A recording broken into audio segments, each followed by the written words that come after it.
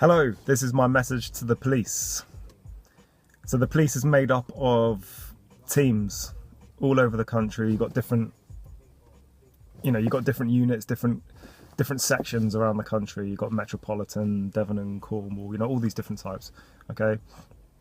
Within the police, you have the different ranks, and then it works out in that kind of pyramid scheme, like how everything kind of does. That's how it works. You've got the chief inspector and the sergeant, and then you've got the actual police on the ground doing the job. And within those teams, it's all hierarchical systems. That's basically what I'm talking about with the pyramid thing. So the hierarchy in the police is a certain way. So when you're new, you join up, you have your most of the time it's honourable intentions. You want to join the police, you want to it's a good job, honourable career.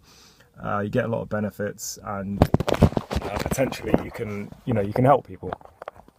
Okay, so that's good. But then when you join that team, you then get engulfed in the culture. So what that means is that you pick up certain behaviours, because essentially you're trying to impress the people who are above you, because you want to move up in the hierarchy. And then, we've heard before about filling quotas, and filling quotas on arrests and things like that it's problematic, because you're not approaching the job in a way where you're preventing crime. You're trying to boost your numbers to further your career, and I think that's stopped now. But things like that has happened, and I think that kind of culture where it's to do with progression, it makes it a bit off, and that's people can sense that. People in the country can sense that. I feel I've sensed that in the last decade or so.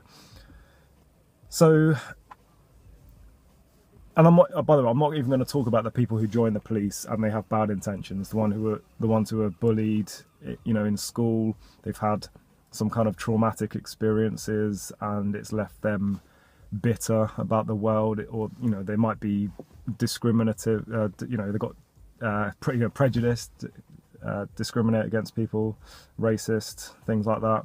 And then you get the ones who are just insecure as well. They've just got problems, essentially, just psychological problems. And they might not be big ones, but just a little bit. I know they have entrance tests and stuff like that, but yeah, it's not watertight though, is it? It's not airtight. So anyway, I'm not going to talk about them, because that's a whole another thing. I'm talking to the people the good people in the police. I assume the majority. Okay, so those people, I feel like they get engulfed in the culture, and then they're out to progress. And I think that when that happens, it affects the emotional state, and it affects the day-to-day drive of being in that job. If you approach a situation and you're dealing with somebody, and it affects your emotional state, you're the one with the problem, because no one else should have the ability to make you feel bad about yourself. All right, especially, that's a general rule for humans. Okay, it's easier said than done. I know that. Everyone, it's okay. But anyway, for the police, if you're wearing a uniform, then you have a responsibility to have more control over yourself. And if you have more control over yourself, then you have more control over the situations that you're in. And then that will eventually, if that was to happen across the board, if there was a culture change, if people in the police started to act a little bit different, then who knows, maybe that would have an effect on the population, and then that could potentially bring the crime level down. Who knows, I don't know. But to me, it seems like a good idea.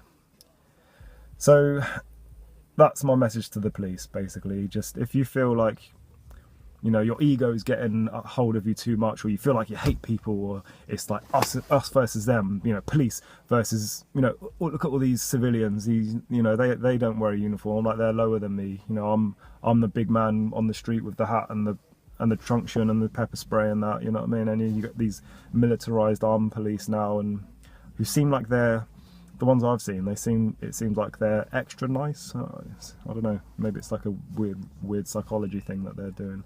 But anyway, I just think, just basics, you know, if you feel like you're getting out of control in yourself, then it needs to be addressed, because it's going to have a negative effect on other people. And look, it's all about the positive ripple effects, okay? If you send out positivity, guess what's going to come back to you? Positivity. Okay, if you send out negativity, it comes back to you. Okay, it's karma, it's psychology, it's science, it's anecdotal, it's a lot of things. Okay, we just know it, but living it, understanding it, overstanding it, you know, feeling is understanding, you know, as Wim Hof says. So all of those things, okay, just keep it in mind. Talk about it. Hopefully, you know, enough of you will see this, or at least one person will see this, and it will make them just act slightly different. And then who knows, it might affect your home life as well. It might make you have a nicer experience in life. You know, that's what it's all about. We should all be on the same team, but you know, it just takes a little bit of effort and time and the will to do it. So that's it. That's all I want to say. I'm getting on a bit, and it's 6, nearly 7 minutes. All right. So yeah, good luck in the future.